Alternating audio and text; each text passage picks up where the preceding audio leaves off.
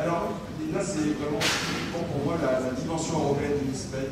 Lina est médecin, elle est allemande, et elle a fait un parcours, on pourrait dire, à la Erasmus, hein, le pur produit des 20 dernières années de formation en Europe. Et on a beaucoup de chance qu'elle ait accepté et qu'on ait pu l'attirer à Bordeaux parce qu'elle mixe ses compétences en biostatistique, en épidémiologie pour devenir un pilier de la recherche clinique, pour devenir une personne extrêmement compétente dans le champ des cohortes. Et je suis ravi d'avoir pu ne plus m'en occuper, d'avoir confié et partagé avec elle au moins 2 petites cohortes qu'on a à Bordeaux, une qui a un peu plus de 30 ans d'âge, donc ça s'en occupait avec attention, et une qui a presque une quinzaine d'années. Enfin, c'est une enseignante hors pair. Donc on lui a donné un sujet un tout petit peu difficile quand même, sida et hépatite virale, à l'ère des traitements efficaces vers l'élimination en 2030. Mais vous savez, 2030, tellement de choses auront changé que... Merci beaucoup de me donner l'opportunité de vous parler aujourd'hui du VIH et les hépatites virales à l'ère des traitements efficaces et de discuter avec vous, est-ce qu'on va vers l'élimination en 2030, ce qui est quasiment demain, si on y pense. Donc juste quelques chiffres pour vous rappeler que l'épidémie du VIH, c'est quand même très important parce que ça concerne 37 millions de personnes à peu près. Et aussi pour vous rappeler que la plupart de ces personnes ne se trouvent pas du tout en Europe ou en Amérique du Nord, mais donc, dans d'autres continents, donc notamment en Afrique de l'Est et du Sud, où il y a quasiment 20 millions de personnes vivant avec le VIH qui se trouvent. Donc, je voulais aussi faire un point avec vous sur le fait qu'on a beaucoup d'outils quand même pour lutter contre cette épidémie, donc l'éliminer ou le contrôler au moins. Donc le premier outil qui existe, c'est certainement la prévention de la transmission mère-enfant. Donc l'efficacité de cette prévention a été montrée à plusieurs reprises. Et une élimination de cette transmission est tout à fait possible, comme ça a été montré en Cuba, qui en 2015 n'avait plus de transmission mère-enfant. Et par la suite, on a aussi l'alphabet de la prévention de François, qui l'a montré ici, je pense, la première fois il y a un an à peu près. Donc je vais vous le traduire. Donc il y a donc certainement l'utilisation des préservatifs, mais également en fait l'utilisation de la prophylaxie post-exposition et pré-exposition. Donc les traitements antirétroviraux efficaces. Donc actuellement, on dispose à peu près une trentaine de traitements efficaces qui sont utilisables. Et donc, du coup, il y a aussi cette idée de test and treat, donc du coup, de vraiment tester tout le monde pour le VIH, et dès qu'en fait, on trouve le VIH, de les traiter. Donc, on a beaucoup d'outils à notre disposition pour finalement vraiment lutter contre cette épidémie. Donc, historiquement, donc je ne vais pas trop rentrer dans les détails, donc il y a beaucoup de personnes dans la salle qui le connaissent mieux que moi, mais en tout cas depuis quand même beaucoup d'années, il y a beaucoup de stratégies au niveau international qui ont été mises en place pour mettre fin au VIH. Donc les dernières directives, c'était en 2014 que UNOSIDA a défini les objectifs 90, 90, 90.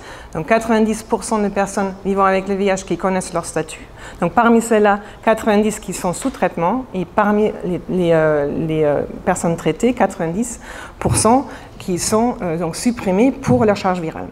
Donc il y a aussi depuis 2015 des directives internationales qui disent qu'en fait il faut le traitement universel, donc le traitement VIH donc pour toutes les personnes infectées par le VIH, et pour la prévention d'utiliser aussi des traitements, donc pour les personnes à risque d'utiliser la prophylaxie pré-exposition. Donc les Millennium Development Goals qui ont très bien marché entre guillemets pour le VIH, donc parce qu'il y a beaucoup de succès qui a été atteint à cause de ces objectifs, ont été remplacés en 2015 par les Sustainable Development Goals. Donc on a déjà entendu parler ce matin. Donc l'objectif 3 définit clairement qu'en fait à l'horizon 2030 de mettre fin à l'épidémie de sida et aussi de combattre les hépatites. Donc je vais y revenir lors de la deuxième partie de ma présentation. Donc il y a quand même un cadre et une volonté internationale qui est là pour combattre cette épidémie, et on a des outils qui ont été démontrés d'être efficaces. Donc maintenant une petite état d'avancement. Donc pour les objectifs 90, 90, 90, globalement, donc 70% de personnes vivant avec le VIH connaissent leur statut. Donc parmi celles-là, 77% sont traitées. Et parmi ceux qui sont traités, 82% sont donc supprimés pour leur charge virale. Donc ça, c'est les derniers chiffres. Donc on regarde ça comme ça, on a l'impression quand même, c'est pas si mal que ça. Il y a quand même beaucoup de succès déjà à travers de la mise en place des stratégies pour éliminer le sida. Mais je tire votre attention au fait qu'en fait, il y a des différences régionales importantes. Donc vous voyez ici, donc ça c'est l'Europe et l'Amérique du Nord, où en effet le gap entre en fait, de vraiment atteindre ces objectifs-là et les petits, mais on n'est pas encore là non plus. Et 2020, pour lesquels en fait c'était annoncé d'être là, et demain c'est demain. Et vous voyez par exemple en Europe de l'Est et en Afrique, en fait on est quand même très loin de ces objectifs. Donc les courbes, vous les avez déjà vues rapidement par Xavier tout à l'heure. Donc en effet, maintenant on a une mortalité due au sida qui diminue, donc il y a une diminution de 88% de 2005 à 2016, mais encore il y a 1 million de personnes qui meurent du sida par an. Pour la courbe de l'incidence, vous l'avez vu aussi, donc il y a en effet une inclinaison, donc ça veut dire qu'on est en train, donc les nouvelles infections sont en train de diminuer. Donc, en effet, il y a une diminution de 16% depuis 2010, mais donc, il y a toujours 1,8 million de nouvelles infections par an. Donc, ça fait 5000 infections par jour. Donc, ce qui est très important encore. Et pareil, on est encore loin de l'objectif fixé pour 2020, qui était d'avoir moins de 500 000 infections par an. Donc, certes, il y a des progrès qui ont été faits, mais pareil, donc si on regarde un peu les nouvelles infections dans l'incidence du VIH par région, donc il y a des régions où ça ne marche pas du tout. Donc vous voyez ici en fait la courbe en bleu, donc il y a une augmentation nette de l'incidence dans l'Europe de l'Est et en Asie centrale, donc qui peut être quand même très inquiétant. Donc il y a récemment en fait des chercheurs qui ont publié, donc il y a 15 jours, un éditorial dans le magazine Science pour dire que il ne faut pas trop se reposer sur les mérites. Donc c'est les professeurs donc Abdul Karim, qui sont tous les deux professeurs à l'université de Columbia à New York, qui disent que c'est far from over, donc on est encore loin de la fin du VIH, et qui mettent vraiment un point sur le fait qu'il faut continuer en fait de mettre un effort et un investissement important déjà pour maintenir les traitements qui sont existants actuellement. Donc je pense que Xavier a montré le chiffre aussi. Actuellement, il y a quand même plus de 20 millions de personnes qui sont sous traitement antirétroviral dans le monde. Il faut continuer aussi de mettre en place en fait cette idée de tester et traiter, de mettre en place des programmes de prévention effectifs, surtout parmi les personnes qui sont à risque. Et donc, la recherche a aussi encore des choses à faire parce qu'on n'a toujours pas de vaccin et on n'a toujours pas non plus une guérison du VIH possible. Donc, juste aussi quelques exemples de modélisation par la suite. Donc, en effet, apparemment, il faut renforcer les objectifs et vraiment utiliser tous les outils qu'on a à disposition. Donc, l'UNAIDS a défini des nouveaux objectifs, donc 95, 95, 95, à l'horizon 2030. Et en effet, des études de modélisation mathématique montrent, si on reste juste à la couverture des activités, des plans d'action mis en place par les différents gouvernements à travers du monde, si on ne fait pas plus, donc vous voyez en fait les courbes en pointillés, donc en bleu c'est pour l'incidence et en rouge c'est pour la mortalité du sida. L'incidence va se stabiliser, donc l'épidémie n'est pas du tout finie. Et pour la mortalité due au sida, on va même avoir un rebond, donc ça veut dire qu'on va réobserver plus de personnes qui vont mourir du sida. Donc seulement si vraiment en fait les objectifs fast track que vous avez vus sur la diapo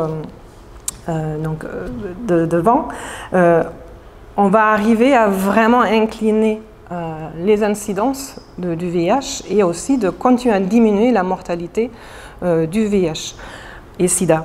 Et cette fast track, quand même, enfin cette modélisation mathématique montre clairement qu'il faut vraiment utiliser toutes les ressources. Donc la PrEP, la prophylaxie post-exposure, donc les traitements antirétroviraux, en fait, les programmes de prévention, d'aller voir en fait les personnes à risque. Donc il faut vraiment des actions qui combinent tout ce qu'on a à disposition.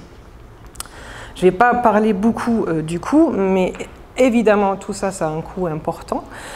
Donc, pareil, dans cette étude, ils ont essayé d'estimer en fait, le coût que ça peut avoir si on va mettre en place vraiment cette idée de fast track.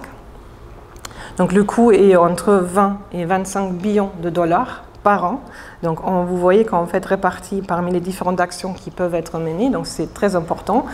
Et peut-être c'est ça une des choses les plus cruciales qu'il peut y avoir pour mettre vraiment fin au VIH, parce qu'actuellement les ressources qui sont mises à disposition pour lutter contre cette maladie ne sont pas peut-être à la hauteur nécessaire. Donc si vraiment on voudrait aller vers la fin du VIH-Sida, donc je fais quand même un bémol. Donc, je pense qu'en fait, évidemment, en fait, depuis 20 ans, il y a des progrès énormes qui ont été faits, mais il ne faut pas cesser à continuer à s'investir, donc nous tous. Donc, il faut augmenter l'engagement politique international. Il faut mobiliser des ressources. Donc, et là, comme je disais tout à l'heure, c'est peut-être un point crucial parce qu'actuellement aussi, avec la situation aux États-Unis qui ne veut plus financer les CDC et autres, on n'est peut-être pas dans la bonne situation. Il faut réduire la discrimination. Il faut aussi donc, utiliser les interventions efficaces qui les chercheurs scientifiques ont déjà testées à large échelle. Donc il faut encore les utiliser plus. Et je pense que nous tous, on doit rester informés et formés. Donc comme citoyens, les personnes autour de nous et comme professionnels de santé continuent aussi à former les jeunes. Donc ça, c'est une parenthèse autour du VIH. Donc je vais maintenant faire une petite parenthèse pour les hépatites virales et je vais me concentrer uniquement sur le VHC, donc l'hépatite C et l'hépatite B, qui sont en fait quand même responsables de plus de 96% de la mortalité hépatique dans le monde. Donc les autres virus de l'hépatite sont pour une part négligeables. Donc il y a plus de 250 millions de personnes qui vivent avec le VHP dans le monde et plus que 70 millions pour le VHC. En ce qui est la mortalité hépatique, on montre qu'il y a une augmentation de la mortalité hépatique. Actuellement, il y a 1,4 million de morts par an pour cause hépatique. Donc cette courbe a donc croisé la courbe pour le VIH, comme vous pouvez le constater, et aussi vous pouvez voir qu'en fait pour toutes les courbes, donc tuberculose et pour la malaria, actuellement en fait il y a une diminution de la mortalité due à ces maladies-là, sauf pour les hépatites virales. Donc si on fait en parallèle aussi une petite liste de ce qu'on a disponible pour lutter en fait ces deux virus, on a quand même un vaccin contre l'hépatite B qui est disponible depuis des années. On a aussi la possibilité de prévenir la transmission mère-enfant pour l'hépatite B. On a des traitements antirétroviraux efficaces donc qui peuvent contrôler le virus de l'hépatite B et qui peuvent maintenant guérir le virus de l'hépatite C. On a aussi des efforts qui ont été faits pour sécuriser des produits biologiques et des dispositifs. Et évidemment, il y a aussi une réduction de risque chez les usagers de drogue à faire. Donc juste pour vous rappeler aussi quelques dates clés dans cette lutte ou dans le chemin vers l'élimination des hépatites virales. Donc en 2000, en fait, c'est la première fois que en fait, la Global Burden of Disease Study a montré ou démontre qu'en fait, il y a un fardeau énorme des hépatites dans le monde. En 2012, en fait, c'est la première fois que l'OMS publiait des guidelines pour donc prévenir en fait, les infections chez les usagers de drogue. Et en 2013, finalement, c'est en fait, depuis 2013 qu'on dispose en fait, des traitements antiviraux très efficaces et qui peuvent guérir l'hépatite C. Donc je ne vais pas lister tous les points clés, mais vous voyez qu'en fait, il y a quand même une sorte d'accélération qu'on peut observer depuis quelques années autour du monde, enfin dans le monde des hépatites. En mai 2016, en fait, c'est la première fois qu'en fait, il y a aussi une stratégie du Global Health Sector qui a été donc mise en place pour aller vers la fin des hépatites en 2030. Et finalement, en fait, c'est ça, je vais aussi vous montrer quelques chiffres de ce rapport-là. En 2017, c'est la première fois que l'OMS a publié un rapport autour des hépatites. Donc, qui là maintenant va nous servir d'une certaine manière comme baseline pour voir si les actions qui peuvent être mises en place par la suite vont avoir un impact sur l'épidémie. Donc, un petit état de lieu, donc pour vous dire que bon, pour la vaccination, pour le VHB, en fait, la couverture actuelle, c'est de 80%. Donc, l'objectif est d'avoir une couverture de 90%. Donc, on n'est pas si mal globalement. Mais pareil, donc l'OMS dit clairement qu'il y a des différences énormes dans les régions dans le monde.